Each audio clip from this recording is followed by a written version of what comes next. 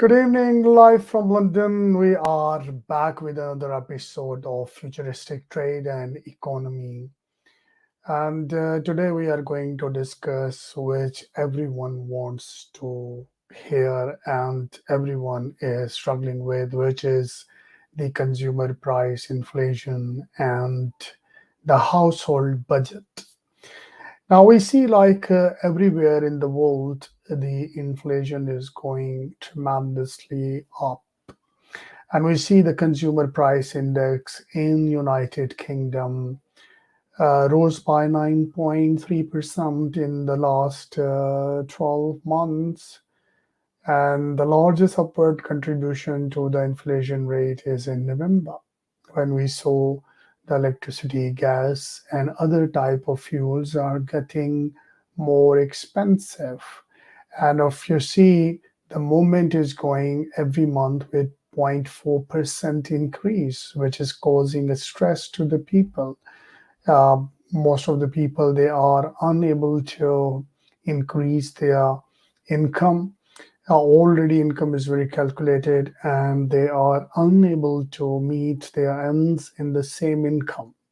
So when the prices goes higher in the market, too much money chases few goods, we call it inflation. Inflation can be either the demand has increased or the cost of production is tremendously high at this moment.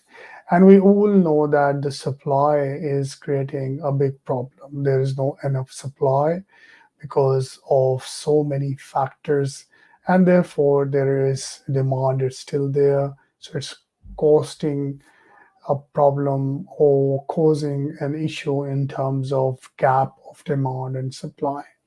If you see, almost every item is out of control. We saw food and the clothing, footwear, housing. We see the real estate. We saw the furniture, household goods. We saw the health sector, the salaries of the government employees, and the services, the availability of nurses and doctors in the hospital, and they are unable to live in a salary, and the inflation is extremely high. So things are creating problem for the machinery, the basic healthcare, transport, communication, even the recreation and culture. I was in Wembley last week having a dinner. So the manager was really sad, and I asked him how things are going. He said that this, believe me, this is one third of the customer, because people don't have money left for eating outside. So it is, you're talking about a 66% drop in a business. So a business is linked with employment, procurement. So if there are less customer, there's less employment and less procurement. So, and it has triple effects, multiplier effect. And restaurant, hotels, and miscellaneous goods, they all are suffering. And we can't see anything in the near future, which we believe is a hope. Although when we see the Bank of England effort in terms of monetary policy, I believe that their calculations are quite strong, and maybe it is expected that the mortgage prices, the interest rates will be calculated would be better. So we invited live from Australia our economist, and we want to ask him what's going on these matters in Australia, so we can see how the British government and the Australian government is working hard for their citizens to make the life better. So please welcome Imran Ashraf live from Sydney, Australia. Thank you so much, Musa, and thank you once again for the warm and kind introduction. Yes, the today's topic, what we are going to discuss today is the rising inflation and the household budget. That is definitely one of the most important topic of discussion on everybody's tongue these days, because what we have seen that inflation dragon is not only affecting a particular part of the world and the people. It is pretty much everywhere in the world.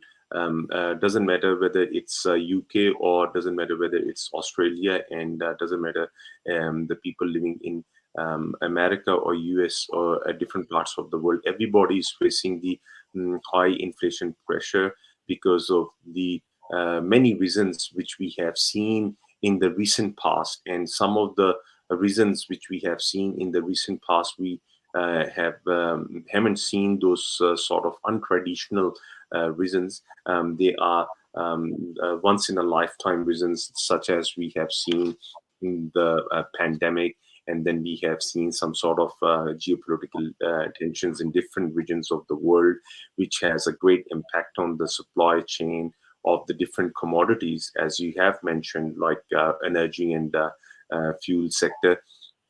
So definitely, rising inflation has a very a great impact on the household budget here in Australia. What we have seen in different surveys in Australia, run by the Reserve Bank of Australia, and especially I follow some commercial bank surveys like National Australia Bank and ANZ Economic Reports. The household savings level has actually going down, and also at the same time, when the household savings has fallen very recently, the spending level is also going down as well. The real reason behind this the whole scenario, Musa, is the when there is a less saving and the less spending factors comes into the economy. It is coming through to the real wages element, because the real wages in terms of this high inflation and high interest rate economy, monetary policy is actually going backward.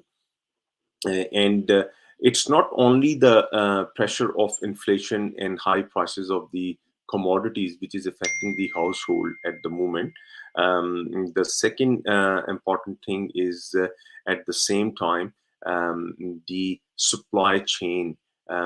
We have seen in 2019, late 2019 and 2020, that a pandemic, COVID-19, hits the world, and it has affected the production and supply chain markets because of the lockdowns, shortage of the staff, and restrictions on the movements of the labor from different parts of the world. And that has actually changed the whole economic scenario. And when we talk about the economic scenario, we have seen some of the commodities and their prices has gone up so crazy, because non-availability of non-availability of the immediate stuff as well. And at the same time, because of the pandemic, and because of that sort of event, most of the reserve banks around the world and the governments were actually in the softening monetary policy and expansionary fiscal policy simultaneously, because at that time, primarily their job was to keep the economy floating. They don't want to make any such decisions which will shatter the economic activity in their societies. And similar thing happened in Australia as well. A big handouts given by the government, so that the money keep floating among the people's pockets, and the economy will survive through that pandemic. And similarly, the monetary policy and the of the Reserve Bank was very soft, so that people won't cut the spending. But as soon as we have seen that the recovery from the pandemic and recovery from once in a lifetime event, then the factor of supply chain and rising demand, the gap between the demand and supply of the product has actually created a huge pressure on consumer price index, and which has given birth to the high factor of the inflation as well. What we have seen in Australia, in the grocery and in the household basic items, like every household has to go for the groceries on week to week basis. On that front, they have faced the prices of the groceries has gone up by more than 30%. And most of the reasons what we have seen, because the white good groceries market, Australia is heavily reliant on the imported product, and especially products from China and products from different parts of the world. And due to that a supply chain gap, and due to that recent factors of the pandemic, their prices has gone up, and they have started feeling the pressure or the pinch of that high price in the market. And at the same time, what we have also witnessed, because of the climate change, and not enough has been done by the government on the climate change policies, we have seen a big bushfire season in Australia back in 2020, and it has a great impact on the agriculture and farming sector of Australia.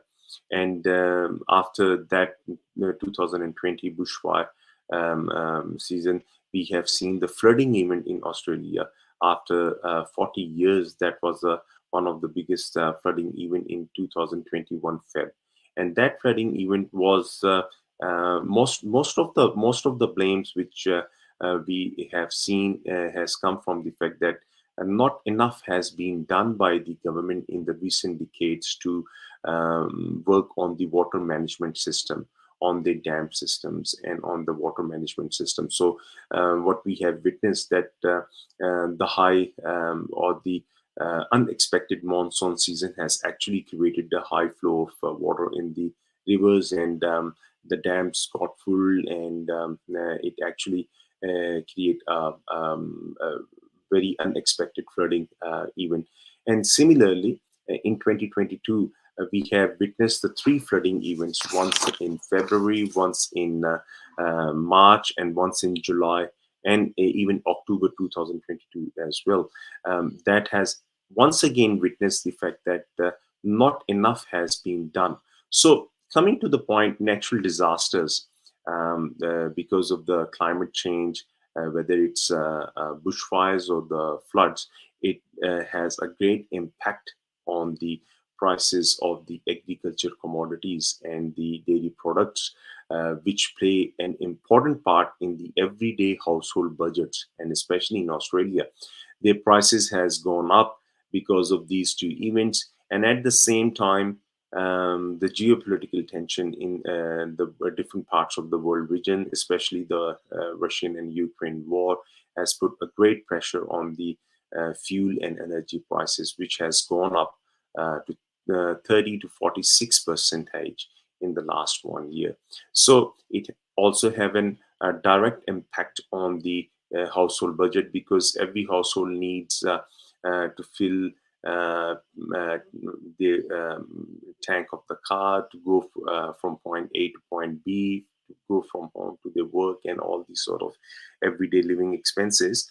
And at the same time, when we have seen the prices of the groceries has gone up more than 30%, the prices of the fuel has gone up 30%. The prices of the commodities like coal and natural gas has also gone up in the world market. And we have also witnessed the electricity prices has risen to 20% in 2022.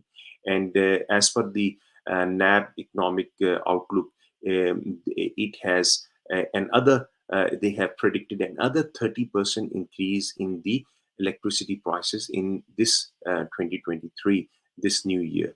So it has a tremendous effect on the household budget in Australia.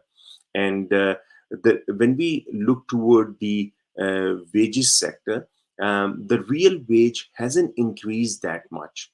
What we are talking today, 30% increase in the household grocery, 30 to 40% increase in the petrol price at the buzzer, and 20 to 30% increase in the electricity prices, 28% increase in the gas prices. The wages growth is only 2.6%. I mean, that 2.6% in comparison to a huge increase in the groceries, petrol, and the energy prices is nothing. And it has a tremendous burden on the household budget at the moment. What is happening? The saving which household has generated during the pandemic time, they are surviving on that saving, and this is one of the reason their saving levels has started to going down, and their spending is also going down at the same time, because now people have to think they are not spending in the same way, the way they are spending before this commodity circle. One of the report recently published by the Reserve Bank of Australia regarding the inflation in Australia is around 7.75 percentage by the end of December, and that is one of the highest level of inflation in 30 years. That figure is actually projected. The accurate figure was 7.71%, which was by the end of November. They were predicting it's going to go up to 7.75 percentage. So when we talk about 7.75 percentage inflation and consumer price index, that is humongously high in compared to the or in relation to the wages growth. So that has actually taken the people's real income on backward step in terms of their nominal wages. So what does it mean? That today's average Australian family, but having the same income or even higher income, if we look toward that wage growth of 2.6%, or in some cases 3%, they can actually buy less with the same amount of money, where they can actually buy more in the past. So it has definitely a negative impact on the household budget, and to some extent it is affecting the people's living standard as well, because now people start cutting their spending, and especially in when we look toward the different market reports, once again from the ANZ Economics Report and National Australia Bank Business Survey, people are cutting their spendings on the if we look toward especially the household groceries, they are cutting their spendings on the some indulgence commodities like cheese, dairy products, meat, and these sort of product which is getting out of reach of the people. And at the same time, people are also cutting on the fuel. So people not going on the recreational trip or on holidays. It also affecting their living style as well, and the style they spend their holidays and all these things, because they have to fulfill their basic necessities first and their basic commitments first, and then whatever the leftover, that's what they spending on different things. And as we have mentioned, definitely there is a downward trend in eat outs and takeaways as well. As per the report, it has gone down to 49%, because once again people don't have extra disposable income in their pockets, where they can actually spend on layers and entertainments so frequently and so easily, which they used to do in the past. One of the other thing which this rising inflation has put the families in Australia, most of the families, and especially in those events where the family has a single income earning factor, like from the household, out of mom and dad, one person is working. In most of the cases, the male household is working.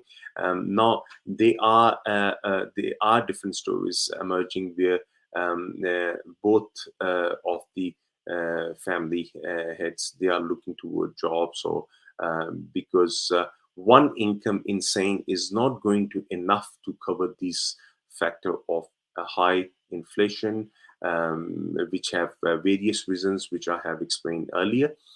So definitely there is a rising trend among the households to go for the both male and female towards, or both members of the group of the family is looking toward working and generating income, because one income is not definitely not enough to support the family expenses anymore. And this is evident from the fact that the recent survey conducted by the National Australia Bank, there is a rising trend among the families in Australia nowadays, those who are leveraging their income against the different payday lender sort of services which we used to see in the past, the same day pay lender sort of services. Now these days they are coming in the form of different apps like Before Pay or Wage Stream. There is a increase in use by the household of these facilities. For example, in the very recent few months, we have seen that one of the new facility provider in this segment is Before Pay, which actually lends the household from anywhere from $50 to $2,000. It's a short-term lending facility against the salary which people are expecting. So what we have seen when we look toward that breakdown, out of the two segments of the society, one segment, those who are living on pay to paycheck, and the other segment where they have a little bit savings of their own and extra buffer. So for those who are living on pay to pay check, they are uh, getting behind in their not only in their savings, but also they are incurring the pressure of spendings, and they are moving toward these short-term lenders, which I can see maybe in the coming years, if this pressure of inflation is going to continue, and if this sort of scenario is going to continue for another 1 year or 2 years, we're going to see some sort of huge pressure in the community, where people are under stress from these short lenders, because they are so much stretched in their household budget that if the weeks finish it on Sunday and their pay is coming into their account on Wednesday, they actually don't have a buffer for these 3 days. They felt the need of going to these pay lenders on Monday so that they can borrow against their upcoming wage, and in that way they can meet their household budget, or they can do the spendings on the basics and very essential facilities. Commonwealth Bank of Australia, which is the biggest consumer bank in Australia, they are running this service anywhere from $30 to $5,000, and there is a rising trend, a rise in the trend of or use of that facility from its customer. There is another facility provider with the name of WageStream. Their data is showing that 49% increase in these in their facility, and most of the customers, these apps or these same payday lenders, they are those household, those who are surviving or living on pay to pay checks. So in saying, household is really under great stress. There is a lot of pressure on household budgets, and yes, some parts of the basic essentials and things have risen so much high that the actual wage growth does not have any compatibility or matching point with those increase which we have seen in the recent few months. So definitely the pain is there, and I don't think so that pain is going to be ending in the near future. and it is definitely going to have some impact on the mental well-being of the families as well. And we cannot see any relief in the grocery prices, energy prices, and fuel prices, especially in 2023, because a lot has need to be done. And I cannot witness, at least at my end in Australia, that anything is going in that direction where we can see some relief on those areas. And especially when I can review the budget of the federal government in October 2022, the government has been strict to its line. They are not giving any cash handouts to the society directly, because they don't want to uh, do any negative impact on the counter production resources of the RBA, which RBA is taking step to tighten the monetary policy and curtail the inflation. There is still a lot more coming on the horizon, and this pain of high inflation and household budgets is still going to be there for quite some time. Thank you, Musa. Thank you very much for your insightful discussion. It's really insightful and comparative, and the way you analyze is quite unique. I think most of the analysts are ignoring those factors like climate change, natural disaster, and improper planning for supply chain and logistics for the countries, which are very important. So, with this, ladies and gentlemen, we it's a time to say goodbye. And before our goodbye, I should give my closing remarks that inflation is a great evil, especially when it combines with unemployment. It makes a stagflation, and this is a disastrous point for any country. All the government policies, fiscal policies, collaborated with monetary policy, they should focus work on a proper demand and supply. They should make sure that there's no gap and things are in control. And only the human mind, the planning of resources, can save you from a proper um, having a proper inflation and a quality of living and giving the people basic rights of education and healthcare. With these thoughts, I want to thank you for joining us today, and I'm looking forward to seeing you in our next episode with a new interesting topic. Till then, take care of yourself and the people around you. Goodbye. Good night.